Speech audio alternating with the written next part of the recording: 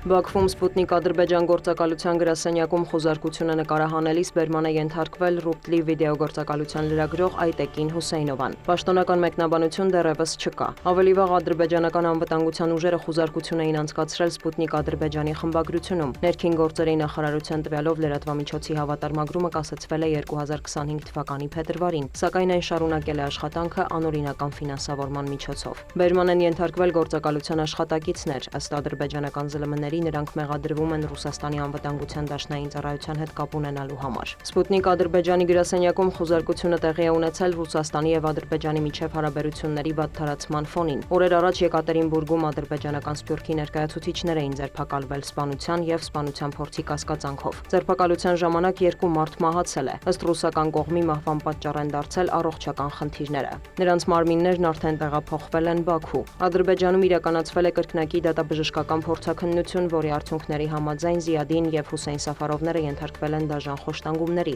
արձանագրվել են կոտրվածքներ, կապտուկներ եւ այլ վնասվածքներ։ Հանրապետության արտաքին գործերի նախարարությունը բողոք է հղել Ռուսաստանի դեսպանին Եկատերինբուրգում տեղի ունեցած ռեյդերի կապակցությամբ։ Սպուտնիկ Ադրբեջանի շուրջ ստեղծված իրավիճակի ֆոնին էլ Ռուսաստանի արտաքին գործերի նախարարություն է կանչվել Ադրբեջանի դեսպանը։ Բացի այդ, Ադրբեջանում չեղարկվել են ռուսական մշակութային միջոցառումները։ Ռուսաստանի նախագահի միջազգային մշակութային համագործակցության հարցերով հատուկ ներկայացուցիչ Միխայել Շվիդկոյը հորդորել է Ռուսաստանի քաղաքացիներին Ադրբեջան մեկնելուց առաջ հաշվի առնել բոլոր ռիսկերը։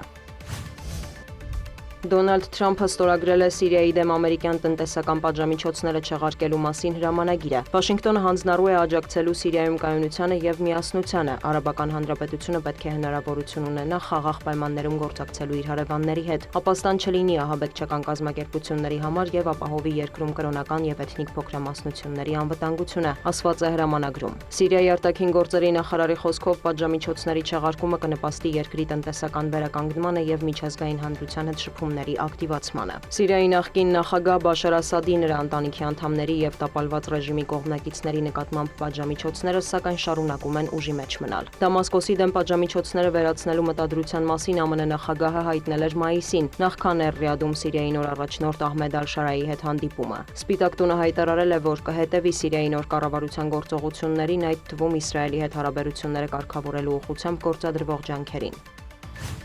ԱՄՆ նախագահի հատուկ ներկայացուցիչ Սթիվեն Ուիտկոֆը շարունակում է Թեհրանի հետ քննարկումները միջուկային ծրագրի շուրջ, հայտնում են Վաշինգտոնից։ Սպիտակ տան մամուլի քարտուղարի խոսքով Դոնալդ Թրամփը չի շփվել Իրանի իշխանությունների հետ։ Քերոլայն Լևիտը լրագրողների հետ ճեպազրույցում հստակ պատասխան չի տվել ԱՄՆ-Իրան հնարավոր բանակցությունների մասին հարցին։ Իրանի արտաքին գործերի նախարարը հայտարարել է, որ Թեհրանի եւ Վաշինգտոնի միջև միջուկային բանակցությունները չեն վերսկսվի, մինչև Միացյալ Նահանգները չդադարեցնի ռազմական սպառնալիքները։ Դիվանագիտության դռները երբեք չեն փակվի, շեշտել է Աբբաս Արաղչին։ Դիվանագետը նաև կրկնել է, Թեհրանը չի հրաժարվի խաղաղ նպատակներով ուրանի հարստացումից։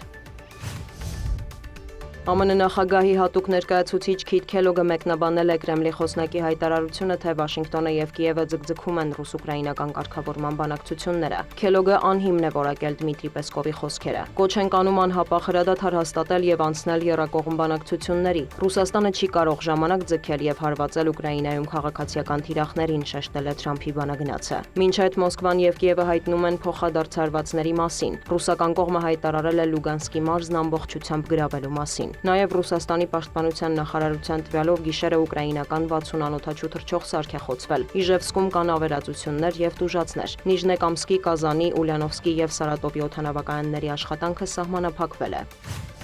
Իլոն Մասկ Դոնալդ Թրամփ դիմակայությունը շարունակվում է, գործարարը սպառնացել է ստեղծել նոր քաղաքական ուժ ամերիկյան կուսակցություն անվանումով, եթե կոնգրեսն ընդունի դաշնային ծախսերի կրճատման մասին օրինագիծը, որը Միացյալ Նահանգների նախագահը անվանում է մեծ գեղեցիկ օրինագիծ։ Մասկն այն որակում է խելագար նախագիծ։ Մեր երկրին անհրաժեշտ է այլընտրանք դեմոկրատների եւ հանրապետականների համակարգին, որ մարդիկ իրական ընտրության հնարավորություն ունենան, գրել է Մասկը X-ի էջում։ Ավելի վաղ Մասկը հայտարարել էր, որ հարկային օրինագծին աջակցող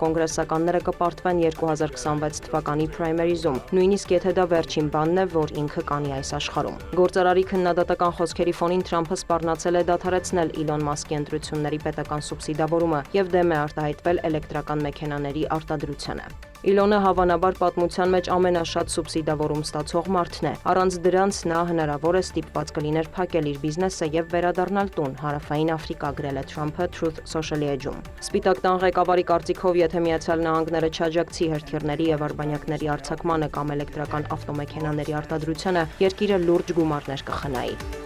Դիանա Գասպարյան, լուրեր։